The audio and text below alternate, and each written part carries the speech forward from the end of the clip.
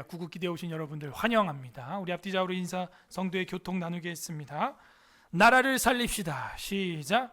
나라를 살립시다. 나라를 살립시다. 어떻게 해야 나라를 살릴 수 있을까요? 우리가 지금 계속 금요일에 구국기도회를 하면서 어떤 주제로 주님의 말씀을 살펴보고 있습니까? 주제가 뭐예요? 성경과? 그렇지. 성경과 정치. 이거를 어떻게 우리가 살펴볼 것이냐. 여러분은 정리가 좀 되어 있습니까? 기독교인으로서 정치 참여. 오늘은 그래서 정치와 신학이라고 하는 제목으로 하나님 말씀을 선포하려고 합니다. 다 함께 따라하겠습니다. 정치와 신학. 이 정치와 신학을 짧게 말하면 정치 신학입니다. Political Theology라고 아예 그 신학 분야가 있습니다. 그러니까 이런 걸 모르니까 지금도 무슨 유명하다고 하는 기독교 유튜버들이 또 방송을 켜가지고 이상한 소리를 하는 거예요. 우리가 좌파냐 우파냐, 뭐 여당이냐 야당이냐, 아니다 우린 천당이다, 그러므로 천국 이야기 말고는 아무것도 하지 마라 교회에서, 이런 소리를 하는 거죠. 그리고 또 뭘 가지고 옵니까? 보수 우파에도 성경적인 개념이 있고, 또 저 진보 좌파에도 종북 주사파에도 성경적인 개념이 있다. 그러니 그것들을 잘 골라서 사용하자. 그 젊은 신학생이라는 사람들이, 목사라는 사람들이 그렇게 떠들어요. 그것도 보는 사람들이 또 몇만 명입니다. 그런 게 다 옛날에 있었던 소위 속된 말로 수작이라고 하는 겁니다. 어떤 수작이냐? 그게 바로 뭐예요? 여러분이 좌우 합작 들어봤어요? 이미 이거는 운함을 통하여 우리가 공부 다 한 거예요. 성경과 이승만에서. 여기도 뭐 쓸 게 있고 저기도 뭐 쓸 게 있으니까 서로 비방하지 말고 조금씩 쓰자. 그게 전형적인 좌우 합작입니다. 그걸 아직도 몰라요. 그러니까 공부를 안 하니까 그 젊은 목사들이 유튜브에 자기들 팔로워 좀 많이 있다고 막 떠들어댑니다. 하기야 젊을 때는요, 뭐 이것저것 막 떠들고 싶죠. 이야기하고 싶고요. 근데 그게 먼 훗날 자기 얼굴에 침 뱉는 겁니다. 수치가 돼요. 젊었을 때 너무 막 이런저런 걸 막 떠들어 놓으면 안 됩니다.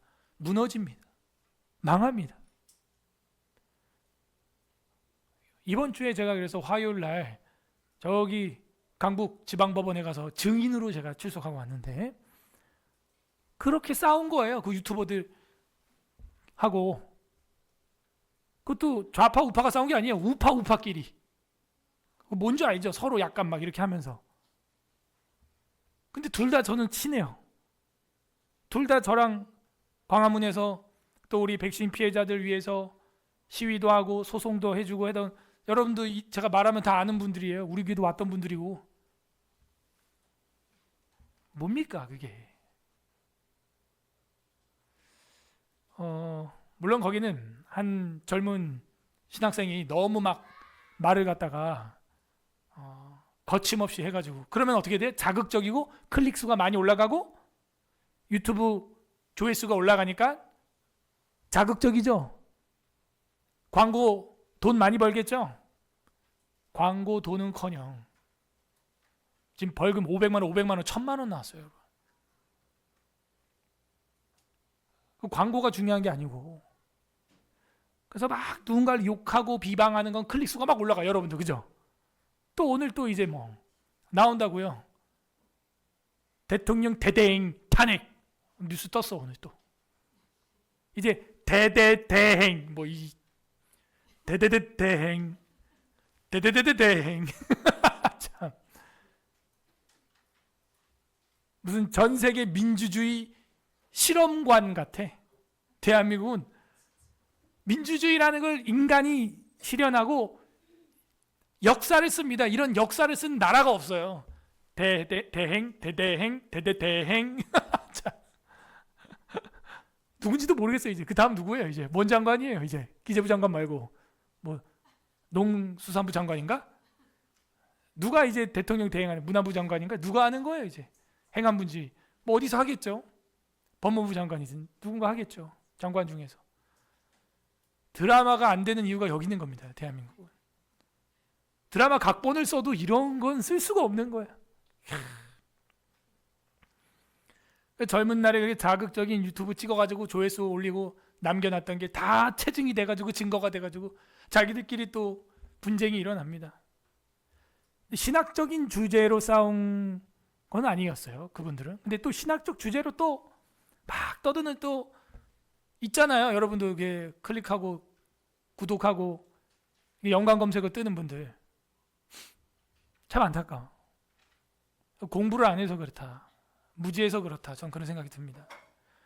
그래서 오늘 성경과 정치 분야에서 아주 중요한 정치 신학, 이 이야기를 제가 할 터인데, 어디까지 정치 이야기를 우리가 할 수 있고 참여할 수 있냐, 그리고 내 개인적으로는 기독교인으로서 어디까지 이야기할 수 있냐 하는 거, 그리고 교회는, 대한예수교 장로회, 서울 에스라 교회는 어디까지 정치 이야기를 할 수 있고 참여할 수 있고 광장에 나갈 수 있고, 광장신학이라고도 하는데, 그러니까 이 정치신학에서 뻗어나가는 게 이제 공공신학이나 해방신학이나 광장신학이나 이런 게 있어요. 그걸 다 우리가 받아들이진 않지만 어디까지 우리가 광장으로 나갈 수 있느냐 하는 거죠.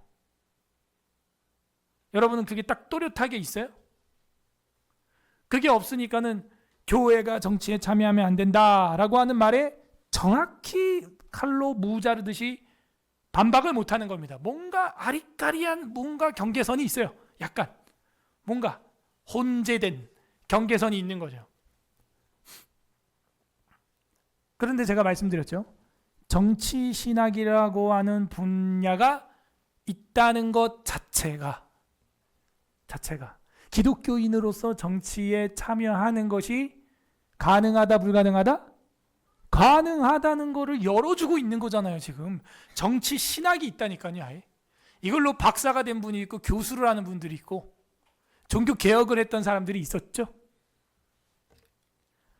복습을 좀 해보면 우리가 첫 시간에는요, 기독교인이 정치 참여 어떻게 봐야 할 것입니까 하는 거를 첫날 우리가 살펴봤습니다. 어떻게 참여해야 된다 그랬어요? 정교 분리? 정교 구분? 네, 이 디스팅션이 아니라 디스팅션이 맞다 그랬죠. 세퍼레이션이 아니라. 그래서 우리는 정치를 교회와 완전히 단절하는 쪽으로 가서는 안 된다 하는 거. 정교 분리의 본래 의도, 이걸 우리가 공부했죠. 그래서 정교 분리가 아니라 정교 구분으로 가야 한다 라고 첫날 우리가 살펴봤습니다. 그리고 두 번째는 종교개혁자들의 두 왕국 이론이라고 하는 중요한 이론을 우리가 살펴봤죠. 두 왕국 이론은 뭐예요? 하나의 왕국은 뭐예요? 하나의 한국은 뭐고? 하나의 왕국은 그죠? 영적인 왕국이라고 그랬죠.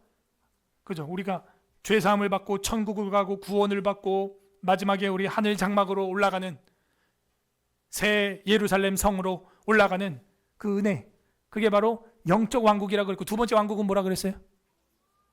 예? 세속 왕국이라 그랬죠. 그래서 이 세속 왕국은 이 땅이라고 했습니다. 그래서 이 두 왕국 이론에 대해서 우리가 위에 여기 그림도 살짝 보이지만 이 다섯 신학자들의 이야기를 살펴봤죠. 특히 이제 루터의 농민 전쟁을 겪으면서 루터가 약간 국가편의 공권력에 좀 서는 면이 있었죠. 그러면서 국가와 이 세속 왕국, 그죠? 하나님 나라와 세속 왕국, 영적 왕국과 세속 왕국이 이게 별개가 아니구나 하는 것을 알게 되었다. 그래서 이 Two Kingdoms Doctrine이라고 하는 교리가 나오게 된 겁니다. 그래서 이 Two Kingdoms라고 하는 이 단어는 우리 기독교에만 있는 거예요. 두 왕국, 혹은 양왕국이라고도 합니다. 따라하세요. 두 왕국, 양왕국, 양쪽 다 양손잡이 하는 것처럼 양왕국 이론이 있다 하는 거죠. 그래서 여러분이 기독교인으로서 이 두 왕국 이론을 가지고 있어야 됩니다. 오늘 이제 세 번째, 정치신학입니다. 정치신학. 요 정치신학 분야를 여러분들이 저를 통해서 설교 가운데 조금씩은 들었으나 전체는 못 들었죠. 그래서 사실 우리가 구약 총론을 하고 있는데 지난 시간에는 어떤 신학을 공부했어요? 주일날? 언약신학, 그죠? 다가오는 주일에는 제가 이제 성전신학을 설교하려고 그러고, 사실은 이 정치신학도 있어요. 정치라고 하는 것은 다스리는 자가 있고 다스림 받는 자가 있고 법이 있고 국가가 있는 게 이제 정치거든요. 정치신학의 원조가 어디냐? 에덴 동산이. 하나님이 지도자예요. 하나님이 통치하시고 하나님의 말씀이 생명나무와 선악과를 향하여 있었고, 그리고 그 시민들이 아담과 하와와 그 허리에 있는 다음 세대들까지도 그 법률 아래 지배를 받고 있었다는 것이죠. 정치신학도 이야기를 하려면 에덴 동산부터 해야 돼. 제가 또 하고 싶은 설교는 가정신학이라는 게 있습니다. 최초의 가정은 바로 에덴이었습니다. 옷의 신학이라는 것도 있습니다. 또 최초의 옷은 우리 죄를 가리는 수치였습니다. 그 에덴으로부터 이파리로 엮어서 입었다가 말라 비틀어지니까 하나님이 안 말라 비틀어지는 옷, 뭘 잡아줬어요? 짐승을 잡아서 가죽옷을 입혀주셨죠. 결혼신학이라는 것도 있습니다. 그래서 어쨌든 이 정치신학이라고 하는 부분, 이 와에다가 제가 온 것은 그 사이, 정치와 신학 사이를 제가 줌했어요. 그러므로 정치신학은 신학과 정치가 어떻게 상호작용하는지를 탐구하는 학문 분야로 아예 있다니까요. 그런데 어떻게 하여 우리 신학자들이, 목사들이 이런 것도 모르고 있냐 이거예요. 특히 우리 종교개혁가들의 후손이라고 하는 장로교도들이, 장로교는 오히려 이 정치신학에 관심이 없는 게 죄입니다. 죄예요. 신학과 정치가 어떻게 상호작용하는지 탐구를 해야죠. 공부를 안 해요. 책도 지금 제가 돈이 없어서 못 살 정도예요. 돈 좀 줘요. 책 좀 사게. 정치신학 관련 책 원서도 원서고, 번역된 부흥과 개혁사에서 번역된 책만도 이따시만해요. 봐야 될 거 아니에요. 한 권 샀습니다. 한 권. 봐야 될 거 아닙니까? 그리고 우리가 흔히 들었던 본 회퍼나 위리겐 몰트만이나 이런 사람들의 정치신학은 우리가 어떻게 봐야 되는지, 또 우리가 소위 요즘에 소개받은, 여러분이 알고 있는 Politics According to the Bible이라고 하는 성경과 정치 책 쓴 사람이 누구라 그랬어요? 미국의 학자 중에서. 그 웨인 그루덴 목사님은 어떻게 봐야 되는가까지 정리가 오늘 들으면 완벽히 될 것입니다. 탐구하는 학문 분야로 신학적 개념이 정치적 질서에 영향을 미치거나, 봐봐요. 신학. 우리 신학의 이 강력함이 정치 질서에 영향을 주거나. 두 번째, 회색. 정치적 현실. 이 대한민국 이 현실이 반대로 신학적 이해에 영향을 미치는 방식. 이 두 가지에 대해서 공부하는 거예요. 정치신학 끝났어 벌써. 간단데스. 옆 사람한테 이제 설명할 수 있다 데스.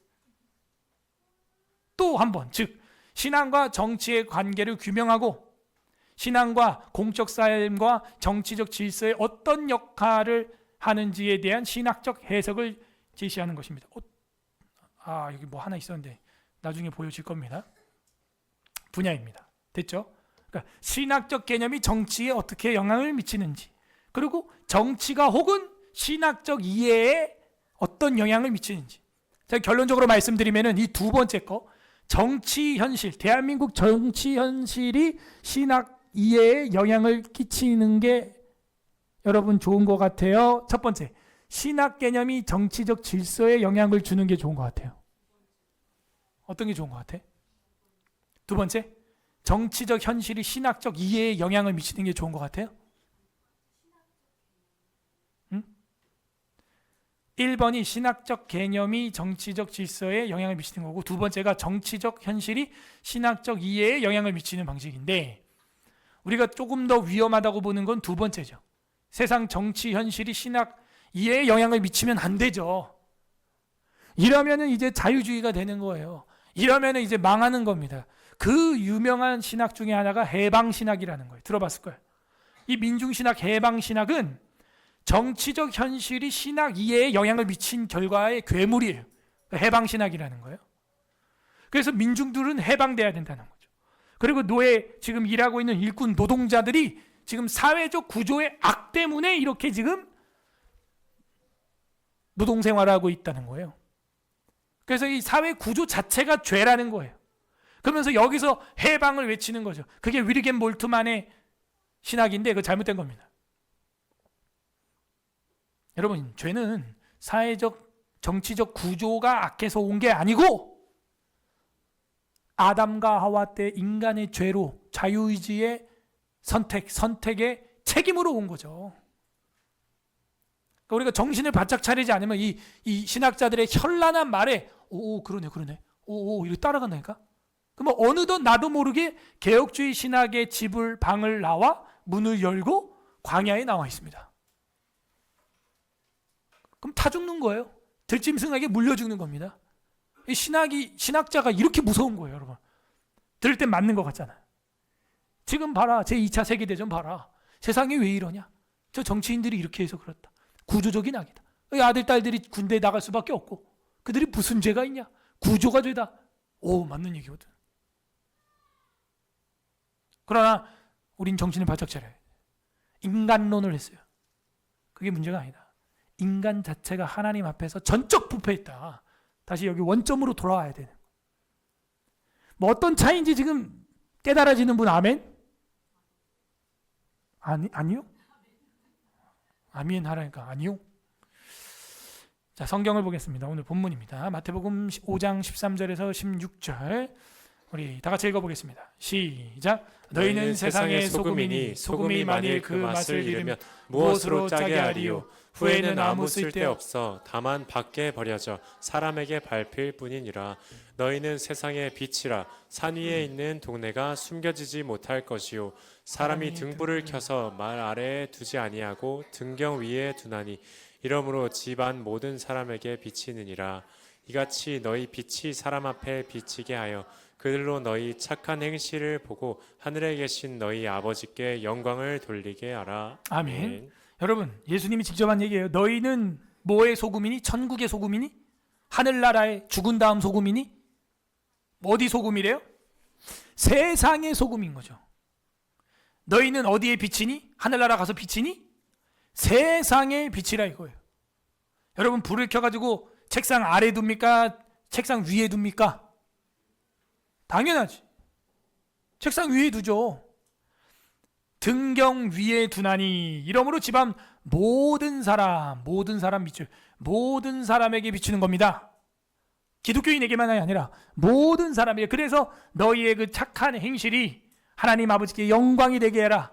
솔리디오 글로리아. 하나님께 영광이 되게 하라. 그 착한 행실이 뭐냐면 헬라어로 보게 되면요, 좋은 일 이렇게 돼 있어요. 좋은 일. 그 일에, 선한 일에 정치가 포함될까요? 안 될까요? 안 돼요? 선행은 포함될까요? 안 될까요? 복지, 사회복지는 포함될까요? 안 될까요? 전도하는 거는 포함될까요? 안 될까요? 화평케 하는 일은 포함될까요? 안 될까요?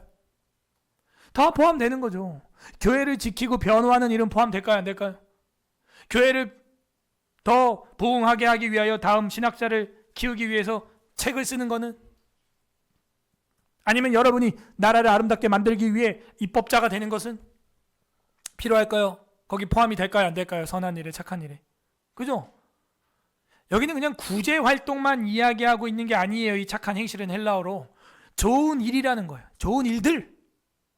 그런 걸 보고 하나님께 영광이 되게 하라. 너희는 세상의 소금이고 세상의 빛이야. 교회 안에서만이 아니고 세상에. 당연히 세상에 있는 선한 정치 활동, 광장 활동에 나갈 수 있는 거죠.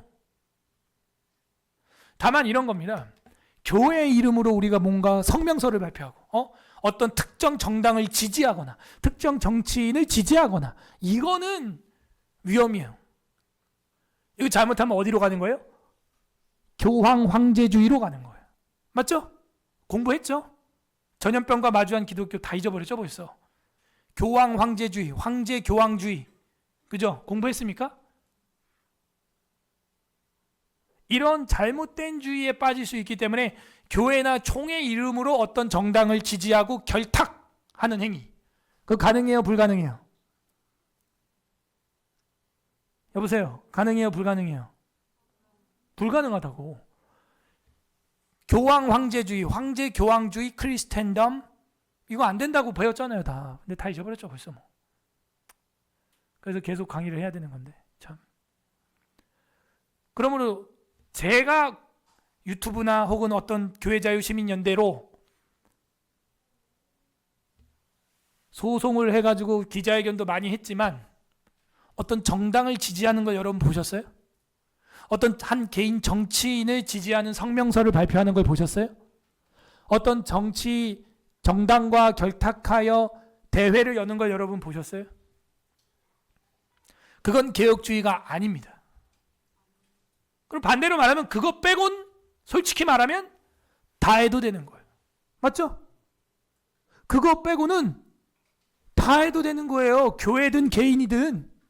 그걸 정리해 보려고 하는 거예요. 세상의 소금이고 세상의 빛이기 때문이죠. 정치신학, 근현대의 정치신학자. 근현대라는 것은 18, 19세기를 말하는 것입니다. 근현대 정치신학자들을 정리를 해보겠습니다. 첫 번째, 카를 슈미트라고 하는 사람이 있습니다. 이 카를 슈미트가 이 정치신학이라고 하는 분야에 거의 근현대 학자 중에서는 아주 그 선두주자로 돼 있고, 이분이 아주 얇은 책을 써가지고 4가지 단계로 그 개념을 정리를 했습니다. 그래서 카를 슈미트라고 하는 학자가 있는데, 개혁주의 신학자이냐 할 때는 그렇지 않습니다. 슈미트의 정치신학은 세속적이고 권력 중심형입니다. 그래서 그가 말한 유명한 말 중에 하나가 주권자란 비상상태의 결정을 내리는 자다라는 유명한 말을 했어요. 그게 무슨 이야기냐면, 주권자는 비상상황이 되면은 권력을 쓸 수 있다는 거예요. 세속국가의 주권 개념은 이 신학에서 유래한 거다 이러면서 세상의 권력은 신학으로부터 나왔기 때문에 마음껏 써도 된다, 뭐 이런 거죠. 국가의 결정의 권한은 신적 질서에서 유래된 거기 때문에 그 주권이 지금은 국가 정권에 있다는 거예요. 근데 이것도 문제가 있죠. 여러분의 주권은 누구에게 있습니까? 그죠? 창조주께 있는 거지 세상 정치 정권에 있는 게 아니에요. 듣다 보면 오 맞는 것 같은데 잘못하면 멀리 가버린다니까요. 맞는 얘기죠. 이 세상 국가의 권력은 하나님이 부여한 것이다. 맞는 얘기야, 그죠? 하나님이 부여했기 때문에 또 여기부터 이제 이상한 소리 하는 거예요. 국가 권력에 복종해야 된다. 그리고 국가 권력을 신나게 써야 된다. 이렇게 말하는 거야. 아니지, 그건. 우리의 모든 주권은 지금도 하나님께 있습니다. 저 정부의 여의도 국회의사당에 있는 게 아니에요. 대통령실에 있는 게 아니에요. 그러니 저랑 여러분은 완전 딴 나라 살고 있는 거예요. 세상 사람들하고는. 우리는 하늘 통치를 받고 있기 때문에 그런 뱀의 혀 같은 소리로 현혹하면 안 되는 것이죠.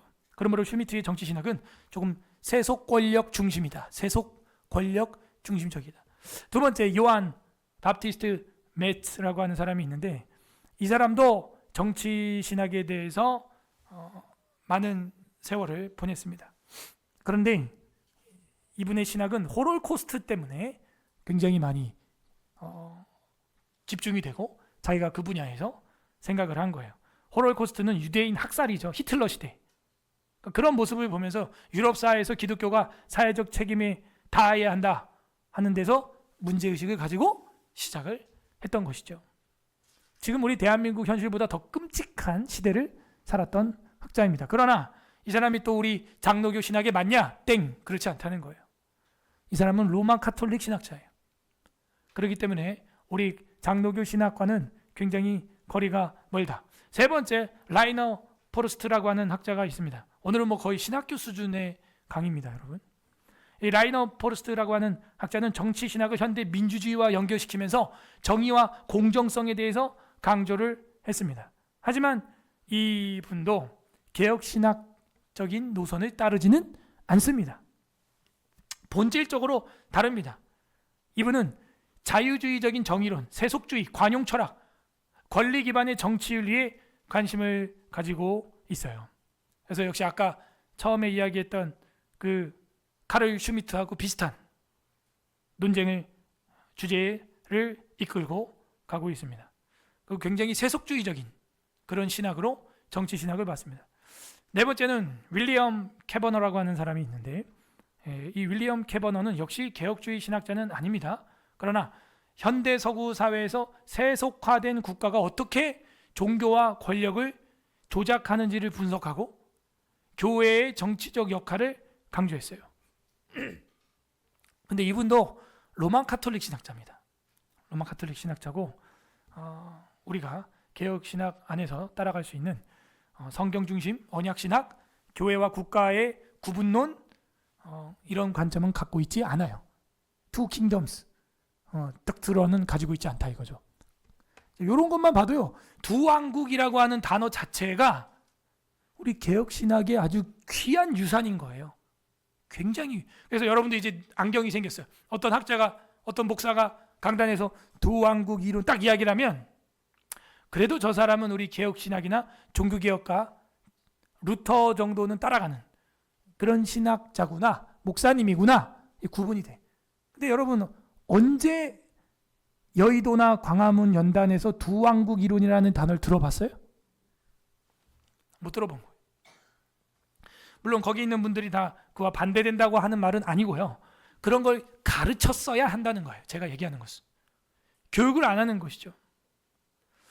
다섯 번째는 올리버 오도노반이라고 하는 사람이 있는데, 그나마 여기 나온 사람들 중에서 오도노반이라고 하는 이 학자는 개혁신학적 정토에서 정치신학을 발전시킨 학자로 취급이 되는데, 순수 개혁주의냐라고 할 때는 또 아니에요. 이분은 영국 성공회 목사입니다. 그러므로 순수 개혁주의 신학으로 이 교수님을 신학을 우리가 볼 수 있냐? 그럴 수 없다는 거죠. 이 오도노만의 정치신학은 엄밀히 말하면 개혁신학은 아니고, 개혁신학의 전통과 깊은 공통점과 유사성을 가지고 있는 정치신학을 펼쳤다 하는 겁니다. 예를 들어 성경 계시, 그리스도의 주권, 도덕 질서, 공공의 정의, 이런 거예요. 해방신학, 민중신학은 우리가 안 따라가지만, 공공신학도 안 따라가지만, 공공신학이라고 하는 일부분은 우리도 유사한 점이 있습니다. 개혁신학이.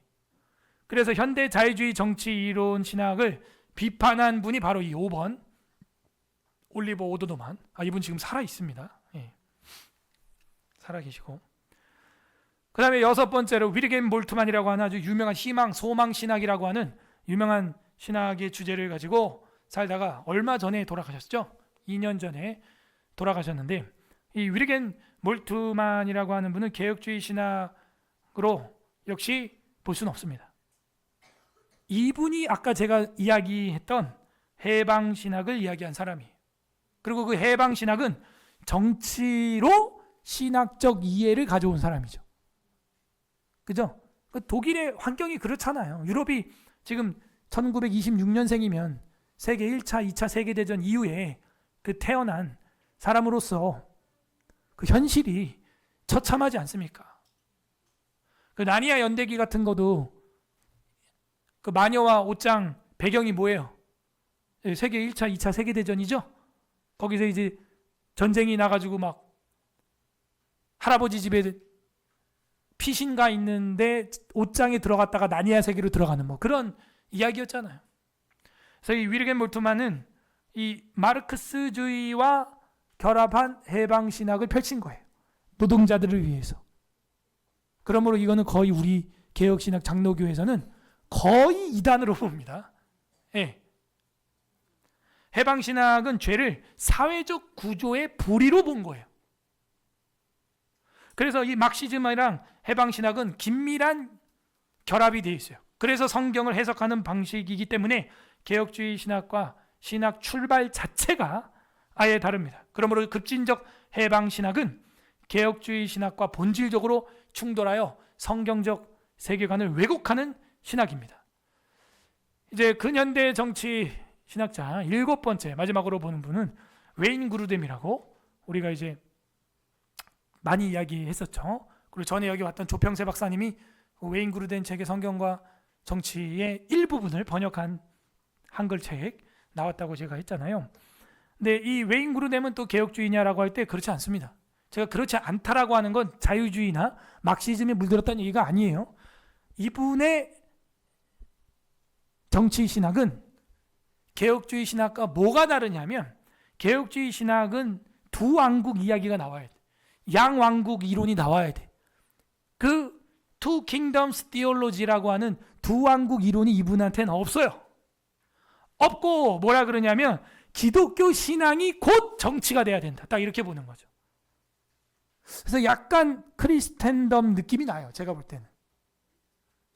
맞는 얘기죠. 우리 기독교 신앙이 이 대한민국 국가 정책 정치에 직접적으로 결정력을 줘야 한다. 이렇게 주장하는 분이에요. 그러면서 우리나라 지도를 많이 활용하십니다. 이분이. 북한과 남한의 밤하늘을 봐라. 남한은 어때요? 전구가 환하게 켜져 있고 북한은 시커매. 이게 무슨 차이인 것 같냐? 라고 강의하는 걸 제가 온라인 강의에서 들었어요. 그래서 그 이야기를 이렇게 쭉 해줍니다. 그러면서 복음의 차이다. 저희 웨인 그루덴 목사님의 그 중심은 지지합니다. 저도 지지하고 따라가지만 자칫 이분의 신학은 정치 신학 안에서도 복음주의 보수주의입니다. 복음주의적 보수주의예요. 완전 보수주의예요. 이게 잘못하면 이제 기독교 신정 통치가 되는 거죠. 크리스텐덤이 될 수도 있어요. 근데 제가 볼 때는 그렇게까지 나가실 것 같진 않아요. 미국에 살고 있는데 웨인 그루덴 목사님이 그렇게까지 무지하게 막 지를 스타일은 아니거든요. 어쨌든 두왕국 이론 자체를 탈피하고 싶어하는 목사님입니다. 이분은 그냥 기독교 신앙이 정치에 직접적인 결정력을 줘야 한다. 이렇게 보고 있어요.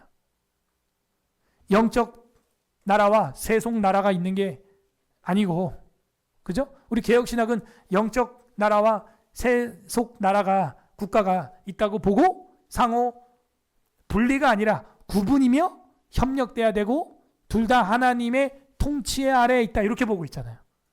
근데 이 웨인 그루덴 목사님은 그냥 조금 더 복음주의적 보수주의고 기독교 신정주의를 성시화 운동처럼 추구하는 그런 분위기입니다. 그래서 뭐 위험하다고까지 할 수는 없고 웨인 그루덴 목사님의 책이나 이야기들은 우리가 배울 만하다.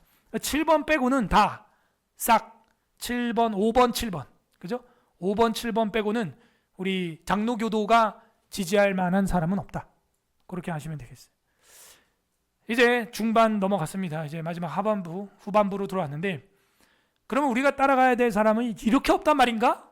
그러니까 여러분 공부해야 돼요. 제가 이거를 또 강의 준비하면서 책을 보면서 와 논문 바꿀까 또 이 생각 들고 논문도 안 썼는데 야 이거 정치신학으로 사도행전 18장 가지고 쓸까 막 이런 생각이 드는 거예요. 사도행전 18장에 바울이 그죠? 갈리오에게 끌려갔을 때 갈리오가 내가 너희를 재판하기를 원치 아니하노라 이러면서 로마 법정에서 아예 취급도 안 해주고 그죠? 유대인들 종교인들을 쫓아내는 그 장면이 있거든요. 그거랑 이 정치 신학이랑 오늘날 한국 사회랑 엮어가지고 쓰면은 재밌겠는데 또 그런 생각이 드는 거죠. 재밌으면 뭐해 시간이 없는데 그죠? 그래서 넘어가고 정치 신학의 이 현대적 논의라고 하는 것은 그래서 이게 쉬운 게 아닙니다. 개혁주의 정치 신학자들 한번 좀 살펴봤으면 좋겠습니다. 자 이제 정치 신학이 뭔지는 알겠죠? 아 그렇구나. 그래서 신앙적인 이 신학의 결정이 정치의 사회에 영향을 미칠 것인가? 아니면 정치적 환경이 기독교의 이해, 해석에 영향을 미칠 것인가? 둘 중에 하나인 거예요. 후자가 되면 조금 위험하다 그랬죠? 자, 개혁주의 정치신학자 뭐니 해도 1번 누구겠어요? 남궁현우? 아 나도 그러고 싶은데 그건 좀 어렵고 개혁주의 정치신학자 1번 누굴까요? 이들은 개혁주의 신학의 기초인 성경의 주권적 하나님 통치, 자연법, 이 자연법이라는 게 참 알듯 말듯하죠. 이 자연법이라고 하는 건 뭐냐면 Natural Law라고 하는 건데 여러분 들어봤어요? Natural Light, Neutral Light 뭐 이런 거 말고 그 다단계고 그런 거 말고 본성의 빛, 자연의 빛 뭐예요? 양심이야 쉽게 말하면. 그래서 그 우리가 양심에 있는 법들 있죠. 일반적인 법들. 그게 자연법. 그리고 시민질서. 교회와 국가의 관계 등의 주제를 중심으로 정치 신학을 발전시켰습니다. 그들이 누구냐? 개혁주의 신학자들이에요. 칼 슈미트보다 훨씬 전에. 그래서 1번으로 볼 수 있는 개혁주의 신학자는 당연 존 칼빈이죠. 그죠? 존 칼빈에 대해서 우리가 살펴보고, 두 번째는 아브라함 카이퍼, 영역주권 들어봤죠? 세 번째는 헤르만 바빙크라고 하는 학자인데 카이퍼의 후계자가 되겠어요. 네 번째는 아까 봤던 5번에 나왔던 올리버 오도도만이라고 하는 사람, 우리가 또 볼 수가 있는데 일단 뺐고, 제가 아까 나왔으니까 데이비드 반드루넨, 제가 저번에 웨인 구르뎀, 반드루덴, 두르덴, 두루치기 헷갈리죠? 막 이랬죠. 기억나세요?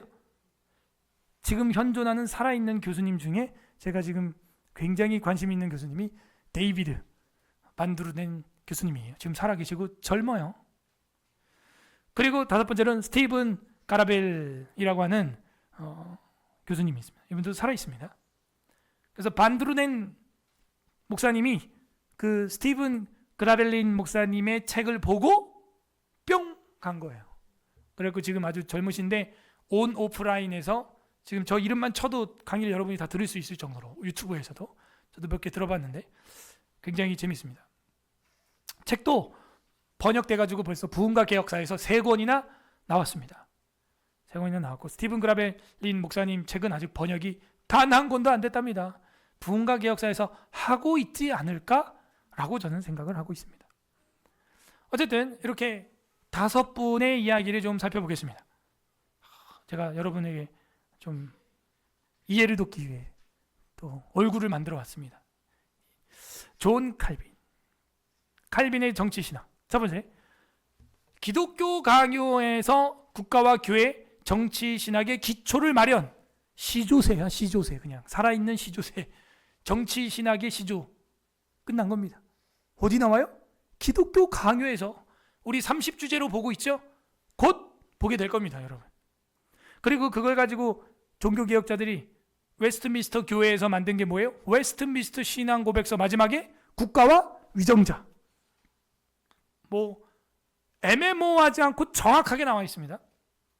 두 번째, 칼빈은 국가가 하나님의 세우신 질서를 유지해야 된다.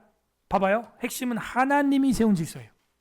국가가 하나님이 세운 질서를 유지해야 하며 통치자는 하나님의 대리인이다.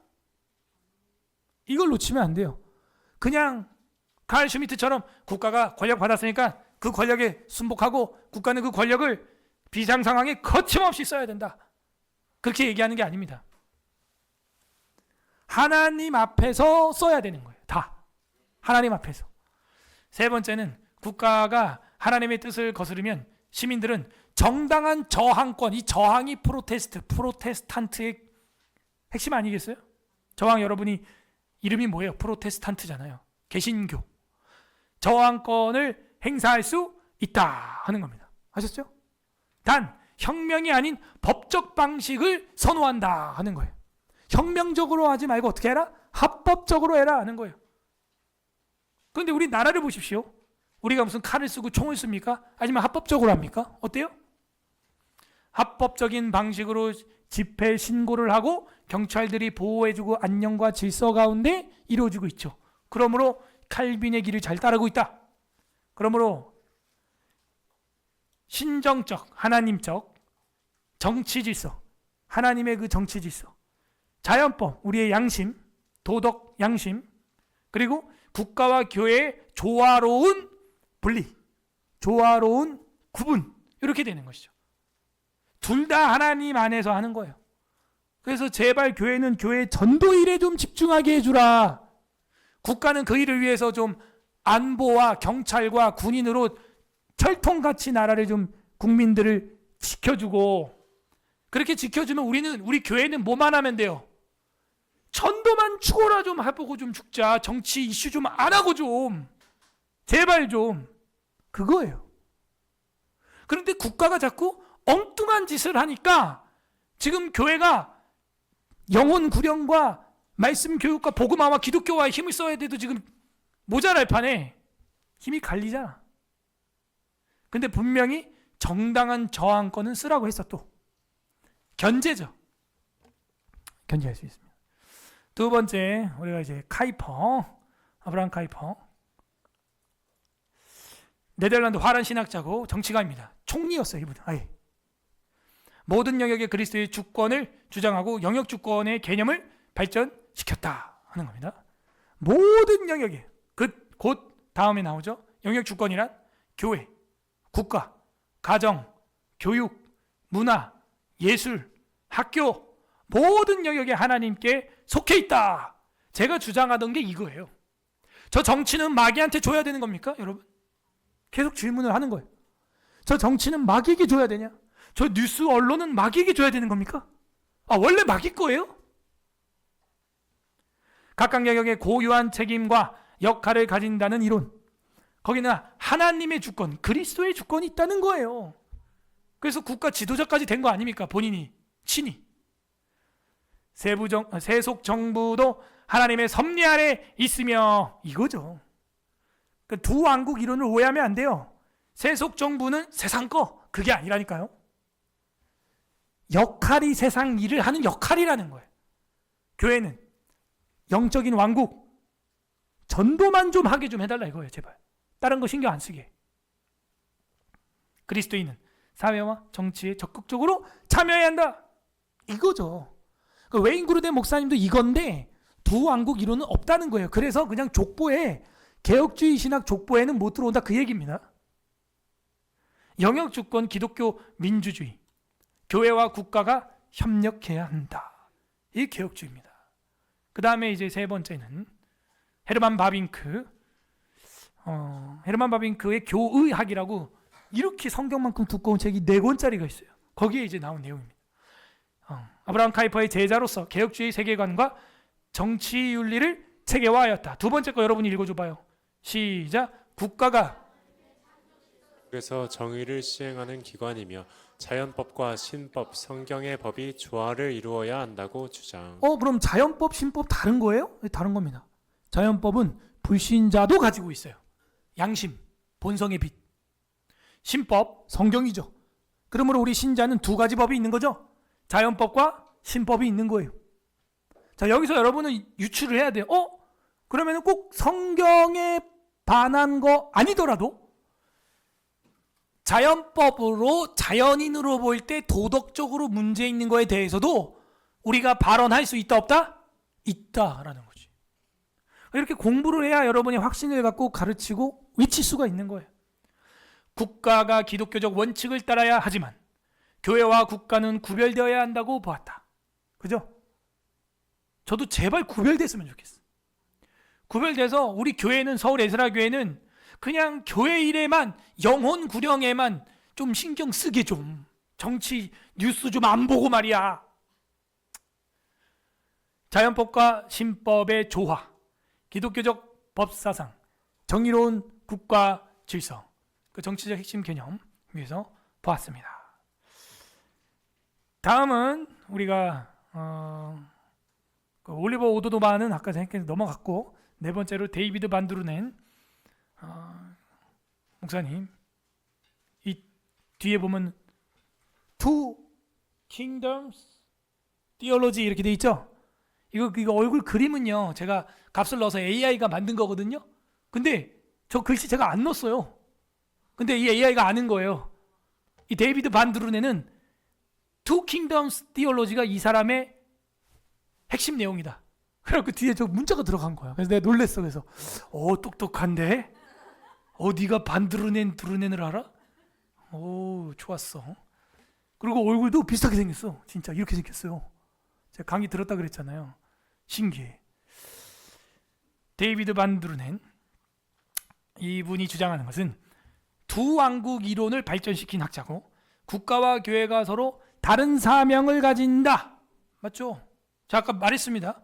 국가는 국민의 안녕과 질서와 안보와 경제와 이런 걸 잘 지켜주시고, 그 하나님께 받은 위임된 사명으로 알고 말이죠.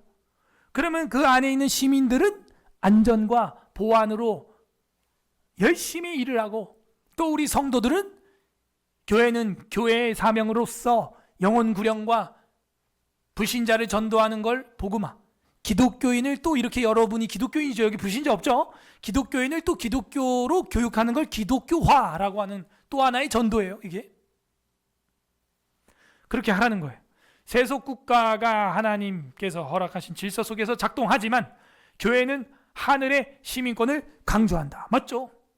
그거는 맞는 얘기죠. 세속국가는 하나님 허락하에 항상 요 얘기가 안 빠지죠. 하나님 통치 아래 있다. 하나님의 허락하심 아래 있다. 항상 하나님의 뜻에 맞게 통치해야 된다. 이런 말들이 꼭 들어가 있어요. 그래서 제발 그렇게 하라는 거죠. 헌법도 그렇게 만들고 미국처럼 대한민국처럼 헌법을 영국처럼 그렇게 만들고 각자의 역할에 좀 충실하자 이거죠. 교회는 하늘 시민권자들을 이민시키는 일에 열심히 다하라. 그래서 두왕국 이론 혹은 양왕국 이론이라고 했어요. 자연법과 복음의 관계. 교회와 국가는 구분된다. 분리가 아니고. 데이비드 반드루넨 목사님의 이론입니다. 살아있죠. 71년생이네. 그 다음에 스티븐 그라벨린이라고 하는 이 목사님의 이야기 보면은 개혁주의 전통에서 자연법과 공공정의를 연구한 학자다. 우리가 공공신학을 다 따라가지 않는다고 분명히 얘기했어요. 해방신학은 완전히 안 따라가고. 왜냐하면 막시즘하고 연결되어 있는 게 해방신학이기 때문에. 그런데 이 공공신학은 일부분 우리와 공유되는 부분이 있다는 것이죠. 광장신학에 있어서. 그래서 이 자연법과 공공정의를 연구한 학자, 그리고 기독교적 윤리가 어떻게 정치와 법에 적용될 수 있는지, 그죠? 적용은 되는 거예요. 기독교가 단순히 영적인 종교만이 아니라 사회 전체를 변화시키는 힘을 가져야 한다고 강조하였다. 그렇죠. 맞습니다. 자연법과 기독교 윤리, 법과 정치가 기독교적인 사상에 기초되어 있다 하는 이야기를 해 주었습니다. 자, 이렇게 해서 개혁주의 신앙 노선에 있는 정치 신학의 시조와 원조와 그리고 현존하는 신학자들, 오늘 뭐 여러 어려운 이름들이 나와서 우리 아이들은 잘 기억하기 힘들겠지만 잘 쓰고 있어요? 네, 쓰고 있으니 다행입니다. 그 다음엔 여러분 이름이 나와야겠죠?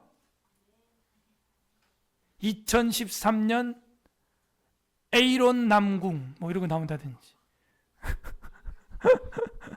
현우 남궁 하고 나온다든지, 대한민국의 정치 신학자로서 혼란스러운 정세에 기독교인들이 정치 참여를 어떻게 해야 되는지 날카롭게 구분해 줌. 이제부터 시작 구분해 드릴게요. 결국에는 이 개혁주의 신학자들의 정치 신학은 결론적으로 하나님의 주권을 강조해야 된다. 어떻게? 두 왕국 다. 교회와 국가가 역할만 나눈 것이다. 역할을 균형 있게 좀 집중하자. 집중. 칼빈은 교회와 국가의 협력 속에서 하나님의 정의를 구현하자. 카이퍼와 바빙크는 기독교가 사회 전반에 영향을 미쳐야 한다. 적극적으로. 오도누만과 반드루넨 목사님은 현대 사회에서 기독교적 정치 질서와 교회의 역할이 분명히 구분되어 있고 그 일에 충실해야 된다. 그러나 둘 다 하나님의 통치 아래 있고 칼빈에 의하면 벗어났을 때 저항받아 마땅하다. 저항받아야죠. 잘못했으면. 이렇게 오늘날 개혁주의 정치신학을 연구하면 카이퍼의 영역주권과 반드루넨의 두왕국 이론, 이 두 개를 핵심 키워드로 뺄 수 있겠어요. 물론 칼빈이 다 이야기한 겁니다. 그 워낙에 원조예요. 칼빈은 정말 세속으로 말하면 천재야, 천재. 진짜. 하나님이 주신 은혜죠, 은혜. 그래서 핵심은 카이퍼의 영역주권과 두왕국 이론, 이것을 우리 대한민국 기독교인들은 잘 봐야 돼요, 지금. 자, 그래서 목사님, 어떻게 참여하는 것이 지혜롭게 참여할 수 있는 것입니까? 어디까지 우리가 가능한 것입니까? 우리가 막 교회에서 민주당 대표 모십니다. 국민의힘 대표 모십니다. 우리는 이 당을 지지합니다. 서울의 사랑교회 성도 여러분 박수. 막 어떻게 돼요? 근데 여러분 광장에 나가면 그 국회의원들 보잖아. 그 광장에 나가면 그 국회의원들이 마이크 잡고 막 얘기하는 건 여러분 막 어딨어! 또 막 그러잖아.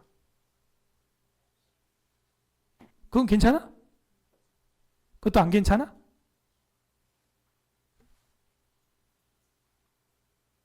세이브 코리아 국회의원도 올라오잖아. 그 강단에. 각자 역할이 다르다며. 근데 왜 같은 연단에 올라오는 거야? 괜찮아? 그러면 안 올라오면 괜찮아? 말을 해봐요. 전혀 안 괜찮아, 얼굴이 지금. 이런 걸 우리가 좀 더 도표로 제가 좀 보여드리려고 합니다. 정치와 그 사이잖아. 기독교인의 정치 참여 어디까지 가능한가? 표로 만들어봤어. 광장 집회를 개최하고 생명보호나 가정보호, 그 다음에 종교의 자유, 도덕과 윤리 이런 거에 대해서 집회를 할 수 있냐? 할 수 있다. 우리 기독교인들은 특정 정당과 관계없이 기독교적 가치를 알리는 방식으로서 우리가 집회와 광장을 개최하는 거 됩니다. 왜 안 돼요? 안 되기는. 정상적으로 폭력을 쓰지 아니하고 합법적으로 집회하는 거 됩니다. 법안을 지지하고 선언하는 거 됩니다. 우리는 낙태를 반대한다 라고 하는 이 법안, 자 여기서 핵심은 요거예요. 정당이 아니고 뭐? 나 누구한테 얘기하고 있네요. 그만하고 기도하고 마칩시다. 뭘 지지할 수 있다고요? 법. 그 법 내용.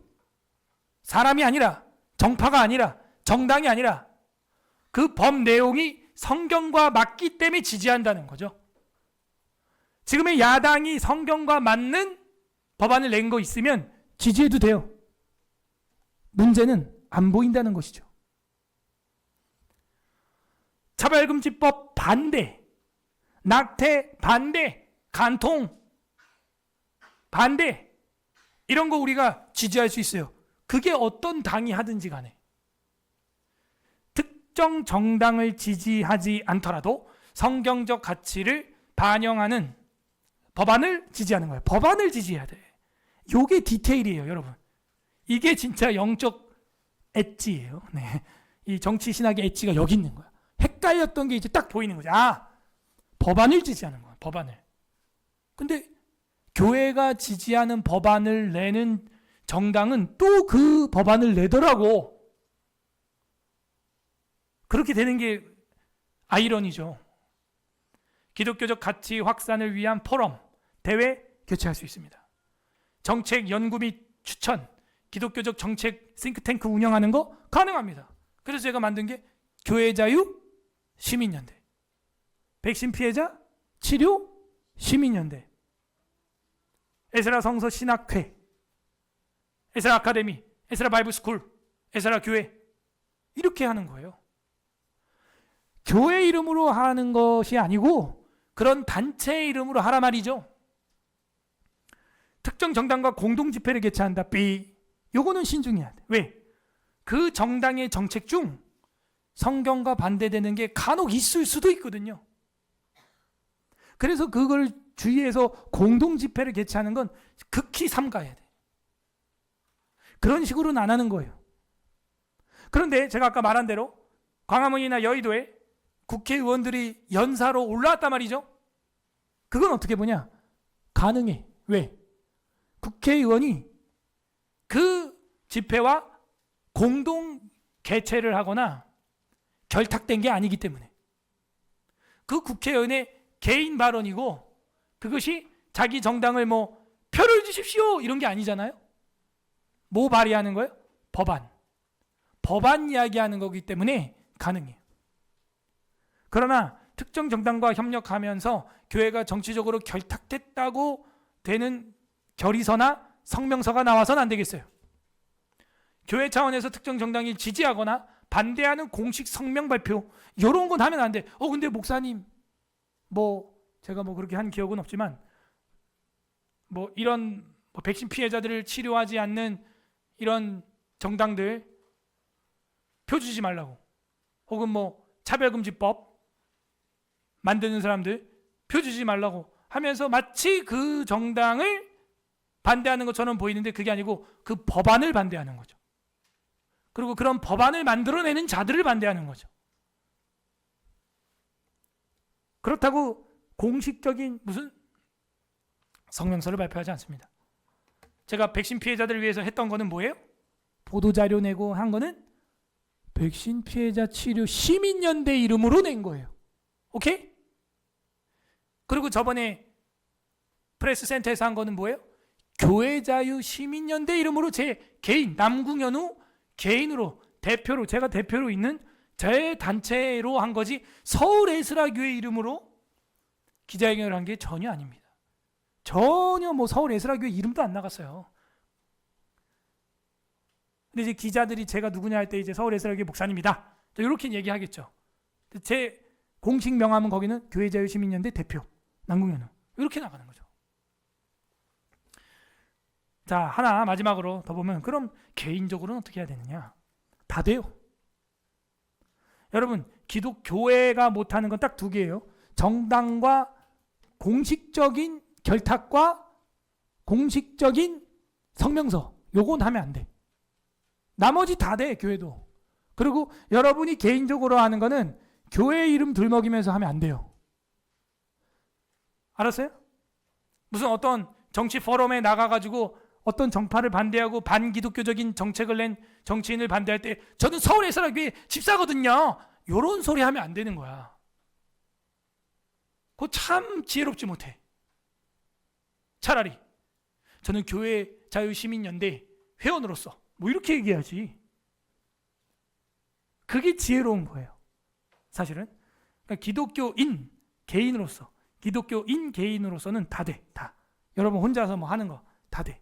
그런데 교회 이름으로, 총회 이름으로, 노회 이름으로, 시찰의 이름으로, 당회 이름으로, 그건 안 돼. 요 두 개는. 그런데 교회 이름으로 잘 봐요. 낙태, 동성혼 반대 된다니까요. 그래서 저번에 우리 12.7 대회 때가 포괄적 차별 금지법 반대였잖아요. 그거는 뭐 깃발 들고 나가도 돼. 서울 에스라 교회 막 이러면서 나가도 되는 거야. 왜? 이거는 도덕법에 관련된 거니까. 자연법에 관련된 거니까. 그래서 자연법, 도덕법에 관련해서 어긋나는 건요, 담대하게 나가야 됩니다. 지금도 여러분 보세요. 도덕법, 자연법으로 삐딱선 타고 있는 정치인들, 전과자들, 유죄 판결 받은 자들, 그들 내려오라는 거예요. 술 먹고 운전하고 위증 교사하고 선거법 위반하고 내려오라는 거예요. 자연법이죠. 도덕법이죠. 교회 이름으로 반대할 수 있어요, 없어요? 있어요. 충분히. 이제 분별력이 생긴 거야. 다만 요거만 하지 말라는 거지. 교회 이름으로 할 때. 반기독교적 정책 추진하는 정당, 아예 그냥 교회 이름으로 그 정당을 비판할 수 있습니다. 반기독교적 정책을 막으려는 정당의 정책 지지 할 수 있습니다. A라는 정당이 반기독교적인 법안을 냈는데 B라는 정당이 그들을 막으려고 해. 그러면 우리는 B를 지지할 수 있어요. 왜? 도덕법과 이거는 진리에 관련된 일이잖아요. 성경에 관련된 일이잖아요. 가능한 거예요. 특정 정당과 공동 집회 결탁만 안 돼 있고 성명서만 발표 안 한다면 다 되는 거예요. 심지어 도저히 안 될 때는 저항권 발동할 수 있어요. 순교하기까지 나가서. 이게 기독교인의 정치 참여 어디까지에 대한 디테일, 참 소중한 것을 우리가 유산으로 얻었습니다. 마태복음 우리 5장 13절 하나만 읽겠습니다. 시작. 너희는 세상의 소금이니 소금이 만일 그 맛을 잃으면 무엇으로 짜게 하리요? 후에는 아무 쓸데없어 다만 밖에 버려져 사람에게 밟힐 뿐이니라. 아멘. 거기까지. 세상의 소금입니다. 우리 교회 안에 갇힌 소금이 아니에요. 세상의 빛이에요. 등경 위에 나가야 됩니다. 우리는. 오늘 정치신학을 배웠는데 어떻게 속이 좀 후련해지십니까? 네, 분별력이 생기죠. 어떤 이름으로 활동해야 되는지 보이죠. 그렇게 해야 되는 거예요. 근데 이렇게 정리를 해주는 광장이 없어요. 광장 신학을 하시는 분들도 더 많은 국민들을 독려하고 참여시키려면 먼저 신학부터 해야 되는 거예요. 신학. 수학이 아니라 신학. 아이들을 교육하고 홈스쿨하는 것도 수학이 아니라 신학. 이게 안 되면요, 수학 잘하는 불신자 돼 있어요. 사기꾼 됩니다. 나중에 사기꾼 돼요. 사기꾼. 머리 좋은 사기꾼 돼요. 수학 잘하는 사기꾼 된다고. 하나님 앞에 깨지고 순복하고 그분의 통치를 받는 우리 서울의 세라교회 되기를 주님의 이름으로 소망합니다. 아멘. 이게 정치신학이었습니다. 그러므로 장로교도들은 정치를 무관심하거나 참여하지 않는 것 자체가 죄가 된다. 장로교도라면 당연히 국가와 정치에 관심을 가질 수밖에 없다. 자, 우리 귀한 말씀 생각하면서 이 시간 우리 기도하는 시간 갖도록 하겠습니다. 주님, 오늘 정치신학 우리가 정말 문외하고 몰랐던 부분들 깨닫게 해주신 것 감사합니다. 여러분 하나님 앞에 감사기도 올리시기를 바랍니다. 그리고 하나님, 이 정치신학을 통하여서 이 나라와 교회와 민족을 세울 수 있는 우리 아들, 딸들이 되게 하여 주시옵소서. 그리고 우리가 정치신학에 오해하고 있었던 것, 우리가 성도로서 정치에 어떻게 참여해야 하는지, 어떻게 활동해야 하는지 알지 못하고 교회가 왜 정치 참여하냐, 기독교인이 왜 광장에 나오냐, 이런 무지한 말들을 했던 것들 주님이 용서하여 주옵소서. 회개하는 기도도 하시고 마지막으로는 간구하는 기도를 하시되, 하나님, 우리가 온전히 하나님의 나라를 세우고 그리고 세상 나라도 세울 수 있는 두 왕국에 살아가는 백성 되게 하여 주시옵소서. 우리 말씀을 생각하면서 성령께서 여러분 마음에 깨닫게 하시는 대로 다 같이 기도하도록 하겠습니다. 기도하겠습니다. 하나님 아버지가